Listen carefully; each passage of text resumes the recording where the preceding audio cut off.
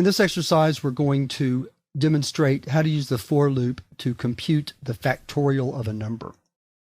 So let me start my program and then I'll demonstrate arithmetically what factorial is before we write the program. So we're going to call this chap8 ex1.py. 5 factorial is equal to 5 times 4 times 3 times 2 times 1. And then 6 factorial would be equal to 6 times 5 factorial. So if you know anything about recursion, which we're going to talk about later in the course, you can see that it's very easy to provide a recursive definition for factorial. But we're not going to do that here. We're going to demonstrate how to do it iteratively using a for loop. So let's start the program. So the first thing we're going to do is prompt the user to enter a number.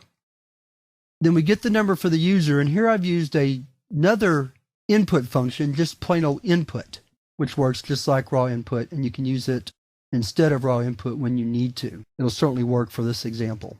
And then we have a variable fact, which we'll set to 1. Fact is going to store our successive products. And so we have to use 1 instead of 0, because if we use 0, each successive product would then be equal to 0, which is not what we want. Because we want to start out with 1, then 1 times 2, then 2 times 3, then 6 times 4, and 24 times 5 to get the answer 120, which I probably should put up here. So after we've established our fact variable, we're ready to write the loop. So we're going to use range, and we're going to say the range is going to be from 1 to num plus 1. We have to do that to get it through 5, to do 1 through 5, even if we enter 5 as the input. You'll see in a moment. And here I already see a typo. Let me fix that real quick. That should be I.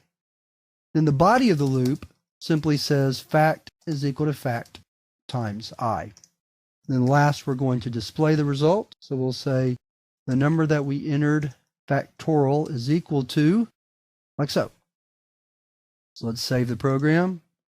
Go back to our command line prompt and type chap8x1.py. We'll say 5, and 5 factorial is 120. Let's run it again. Let's do 10. And you see how quickly the numbers grow when you're computing factorial.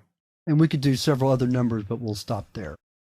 The for loop provides us with an easy way to do what's called the factorial computation iteratively. And like I said, there's also a recursive solution to factorial, and we'll look at that when we study recursion later on in the course. But with that, we're finished with this first exercise, and we're ready to move to the second and last exercise in this chapter.